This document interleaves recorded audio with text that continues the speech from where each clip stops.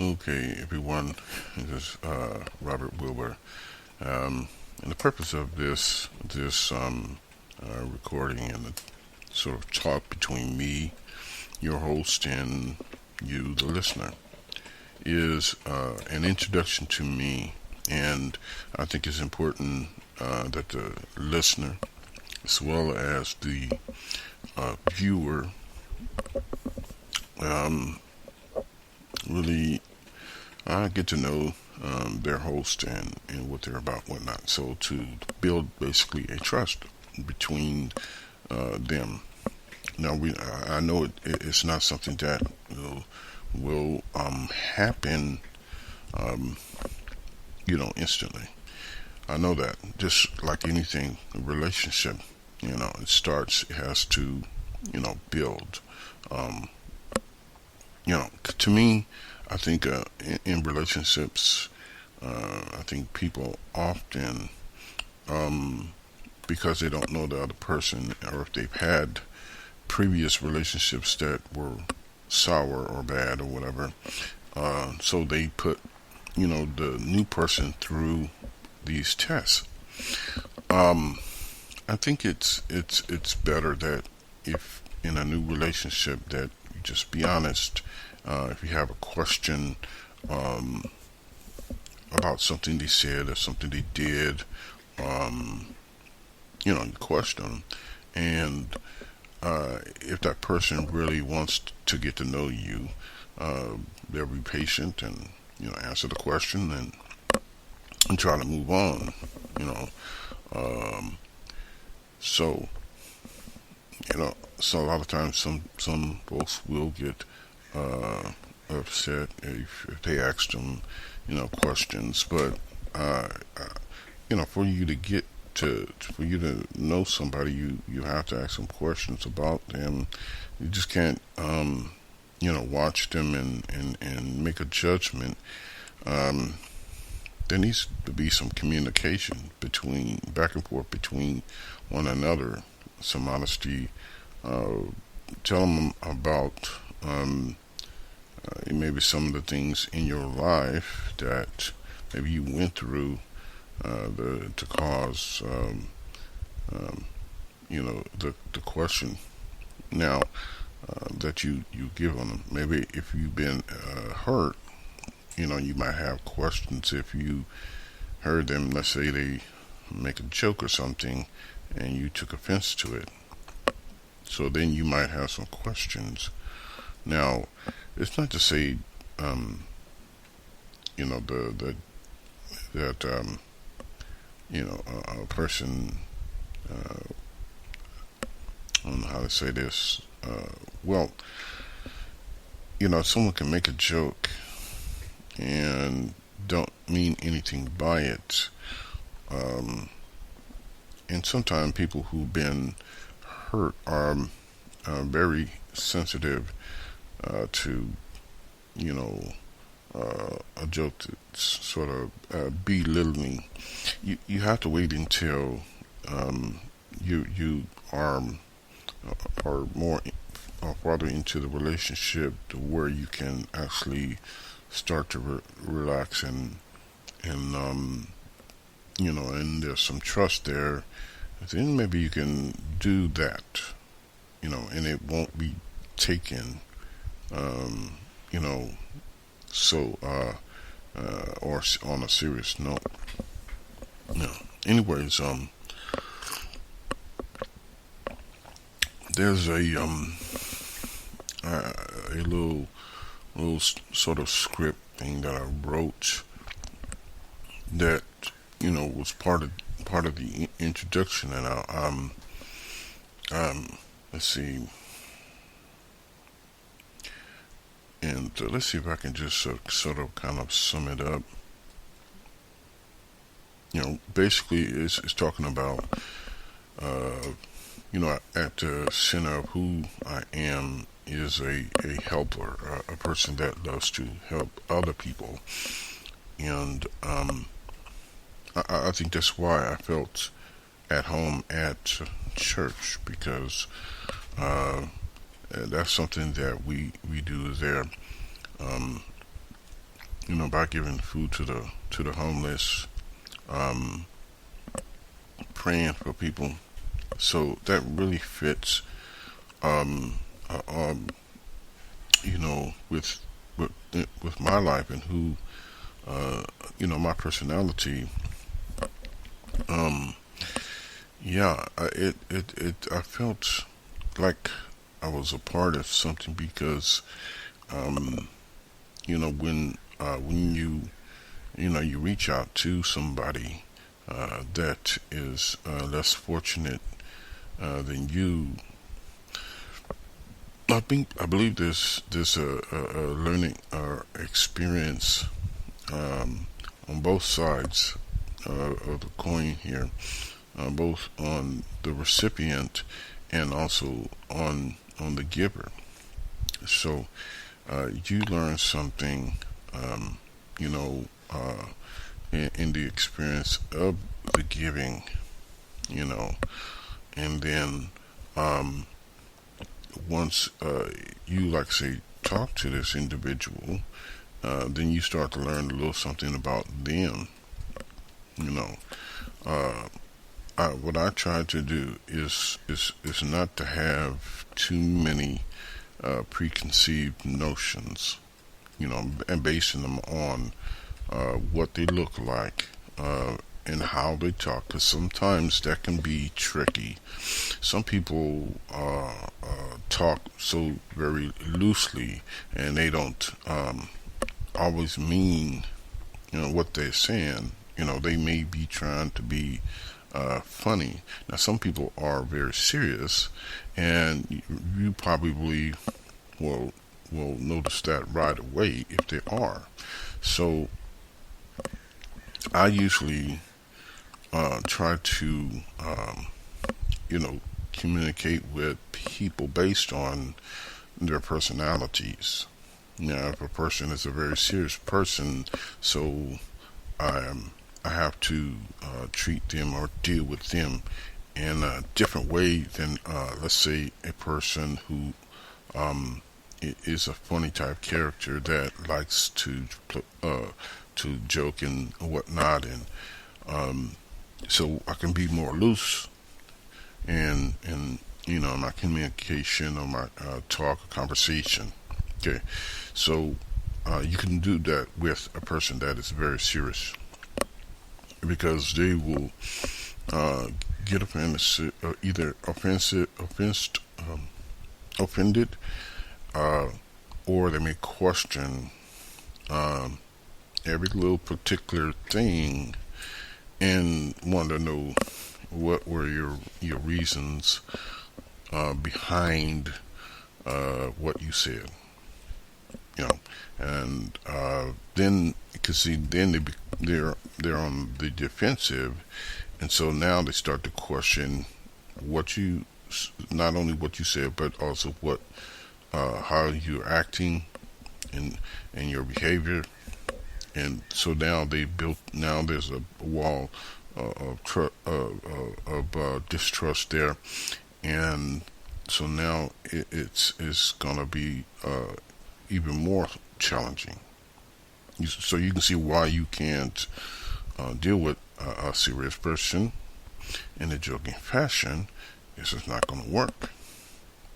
You have to slowly, gradually, um, you know, ease up to, getting to know them.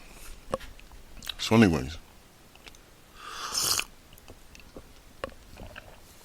like I said, I've had some experience in life, like where I've said, well, in this little script that I wrote, I gave a bit of life experience that I had with this individual who um, was a character that had, I guess, a bitterness, distrust toward the world and people, and because of things in the past that had happened to him. I'm gonna try not to use names, but he he had this bitterness toward the world.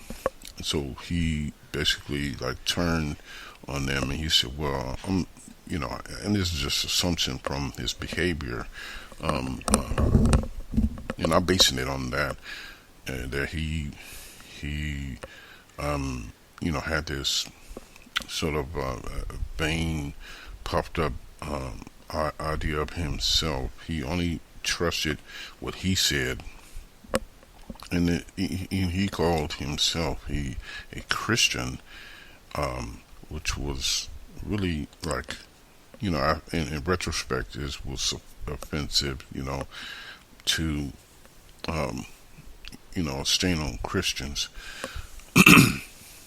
uh, because he would use people and abuse people as an amusement to him, and I think also as a payback for the hurt, uh, you know, hurtful things that happened to him, you know.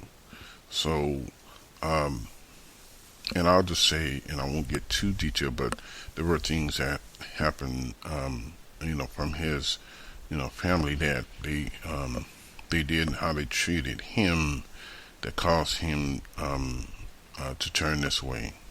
I do think that was the source or the core of why he's you know turned on the world, and you know it's just a really sad and unfortunate case for him, that that he hasn't figured out that in relationships it's a gamble, but you have to be willing to take the gamble um, to uh, uh, to grow into the relationship. Now, I know with some, they have these sort of borderlines of things they won't do, and that's good, um, or things that they won't tolerate.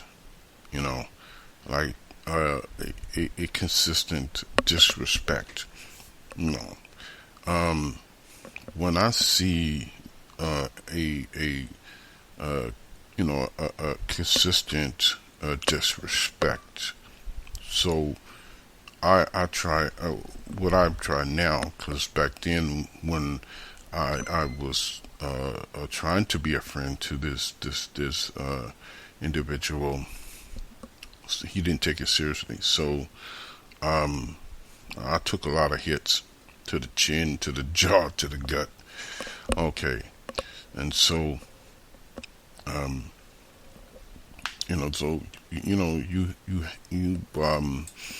have to take some chances, but like I say, don't if you I don't know what your sort of rules or standards as an individual are, but I do say that have some of those rules, standards set, because it helps to have a place where you won't for like a self-respect for yourself, to where you won't allow certain things that where someone, like I say, disrespects you, or to do something offensive.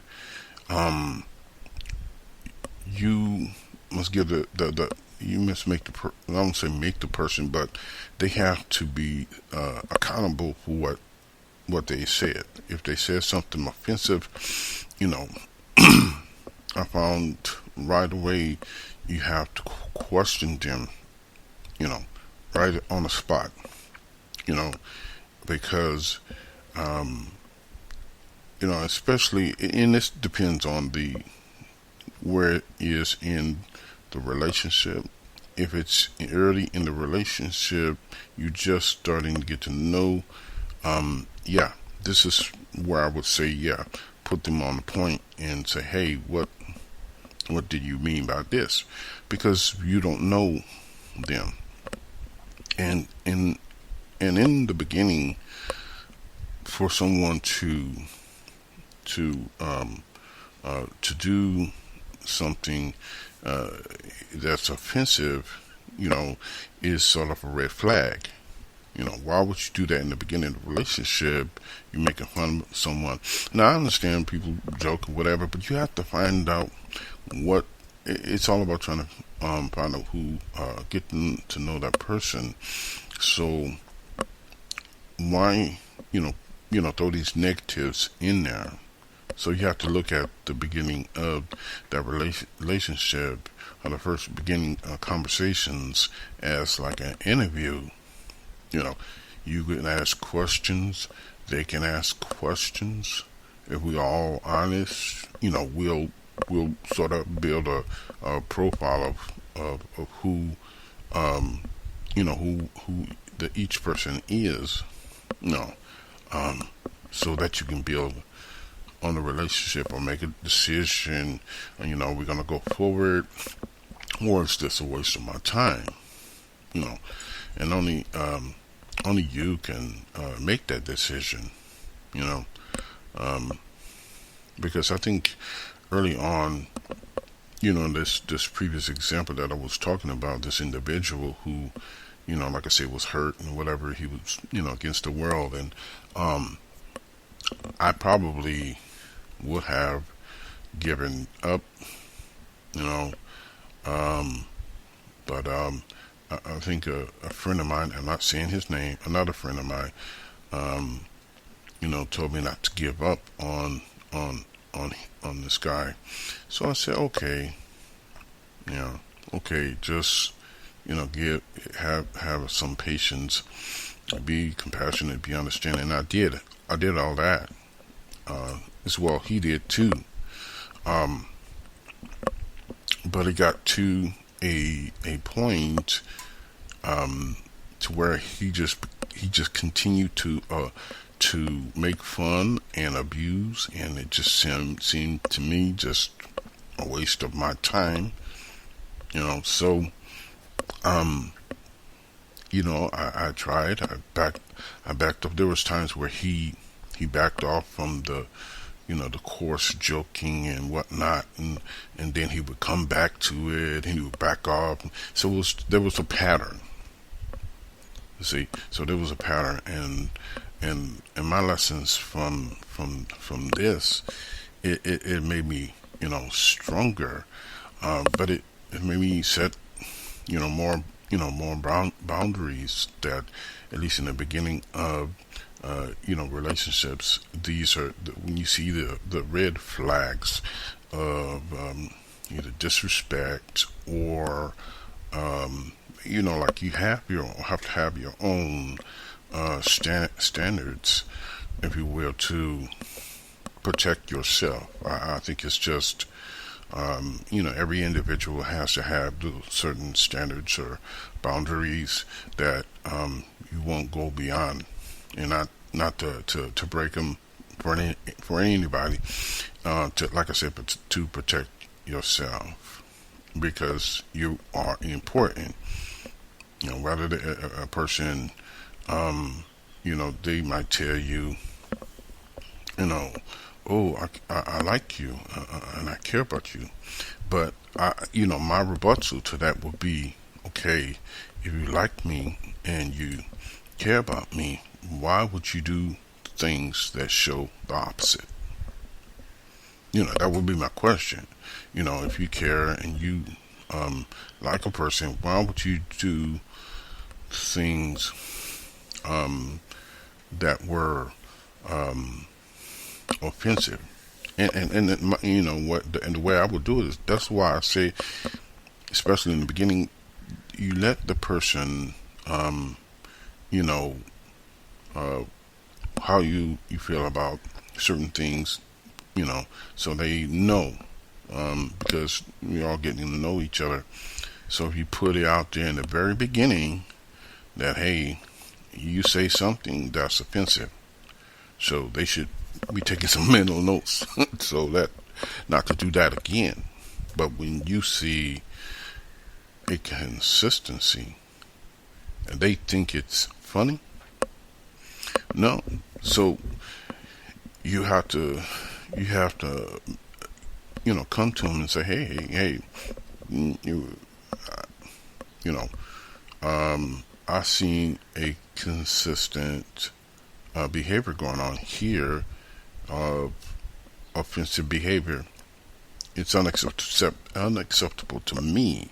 I've been giving you opportunity, and you've been squandering that opportunity. And to me, it just seems like this relationship is a joke to you. So I don't want to waste my time unless, unless there's some reason. If you can give me some, you know, comprehensive reason that will defend your actions and behavior, and as well, your offensive comments or conversations. If you can defend that, please do. I will give them an opportunity, you know. But if it doesn't make sense to me, then that's it. We're done. I mean, we're done. And the thing is, people in life meet, grow to different stages of maturity. Maybe at some point, this person will grow and become more mature. May come back to you and say, "Hey, I was pretty rude. I was a jerk or whatever, and apologize for that." And see, that's another thing. If you don't hear some kind of apology, and not just apology, because a person can say something, but if they repeat something they already know, or they've been notified that you are offended by this, and they do something offensive, unless it's something new, a new offense, you probably treat that differently, but no. So sometimes I think, I guess at the beginning of a relationship, there, if you put out there certain things that are, highly offensive, I think, it can make things rocky in the beginning, because some people might take it in a negative way. Start saying, like, I don't like this, I don't like that, this is offensive to me. It just depends on the person and how they take that. So they might take it as you think that they're a person like that. So sometimes you just have to play it by ear. Just let them, be whoever they're gonna be, because some people will play a game. So you have to allow them just to do, do or be whatever they want to be, even if it's fake, and let. Sometimes you have to let some time go, and to see, because to me, if you think there's some potential there, let's say you say, I think there's some potential there, maybe you want to wait and see, but if it is, let's say, really too offensive for you to ignore, okay, you might need to end that relationship, even if it is short-lived, and that's sort of my point of view there. So again, for you, my viewers, to get to know me, I've been through all sorts of different things that if I told you, you might have a negative perspective of me. Um,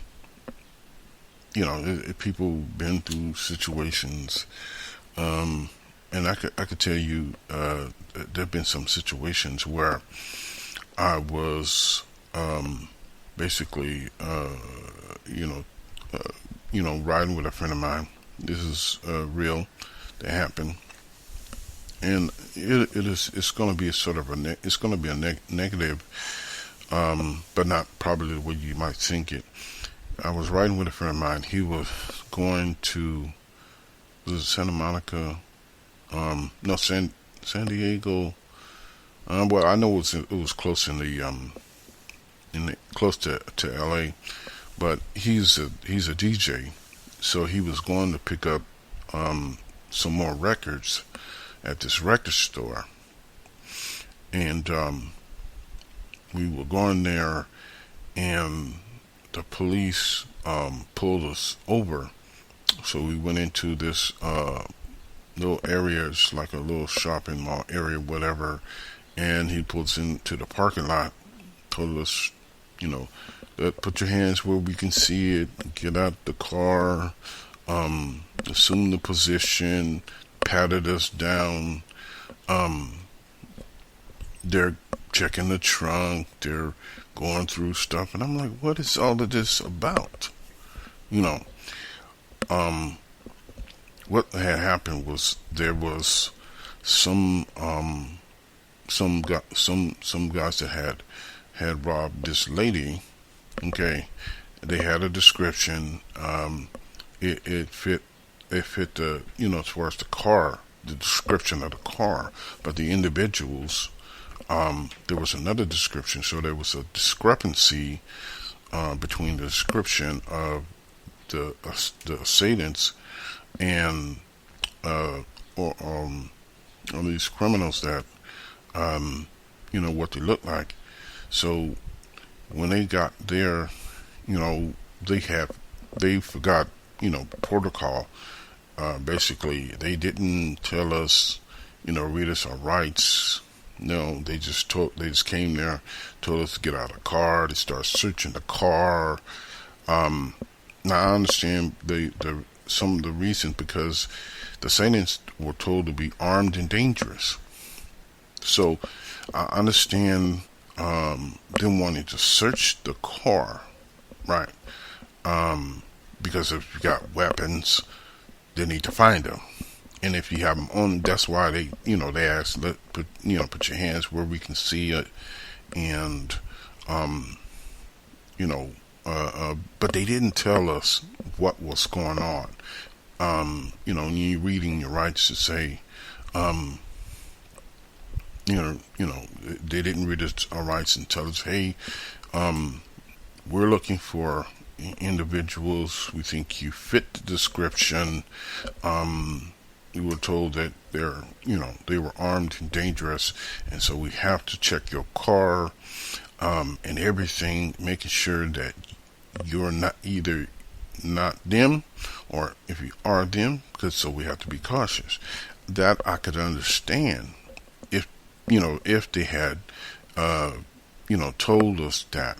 I think the only thing that they had told us was that they were looking for some criminals that had robbed this lady. And we fit the description.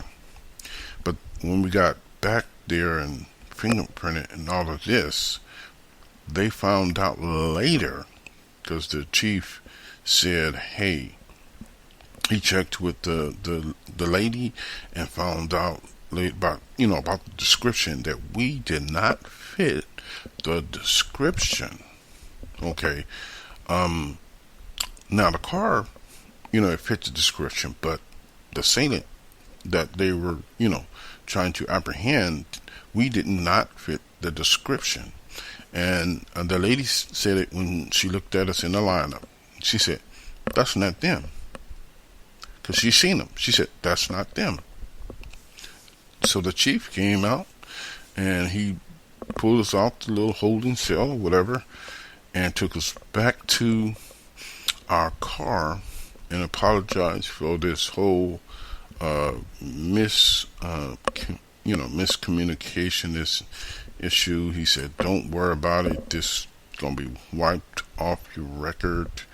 Um, you know, so that was an experience that I went through, and that I think I think I understand some the reasoning on why they did what they did, because they were told that we were armed and dangerous. I understand that, but there was a miscommunication, at least in the description. And so I don't know, what what they heard from the dispatcher. you know so maybe there was a miscommunication with the dispatcher. I'm sure the chief talked to that dispatcher, and talked to the officers and involved, and found out what what went wrong. So that you have to be on your toes with things like that, because if you arrest the wrong people, and that's offensive, and you could get sued. you know you have to know who specifically you looking for, in the description, a clear one. I mean, you going out there. This is who This is who we're looking for. This is what they look like. If they have a description of what they're wearing, how tall, all of that makes a difference. You know, but it's sort of unfortunate. They said it was going to be wiped off the record, and because I asked, I remember going in, and this is sort of connected in a sense. This point I'm going to make. I was looking for a job at one point. An employer, questioned me on this, right? And so he said, "Well, I see something here, right?" And I thought, when you have something that's, they call it expunged, it's supposed to be wiped off your record. Now, so I asked him, I said, "Wait a minute." I said, "Well, this is supposed to be expunged." He said, "Oh, yeah, I see that it is expunged." And so, and I said, "Well, I thought that you really can't use this, you know, against me when they've expunged that, you know." And so, he has some questions. I know he has some concerns, because it's like, basically like, armed robbery. So, but it was a mistaken identity. So, I'm sure he has some questions. So I felt compelled to comply and give, sort of the story, what happened, so it could, put him at ease, and I suppose that makes sense. But he didn't try to use it against me, which is a good thing. All right, this is all I got for y'all today. So just give me some comments back. Peace.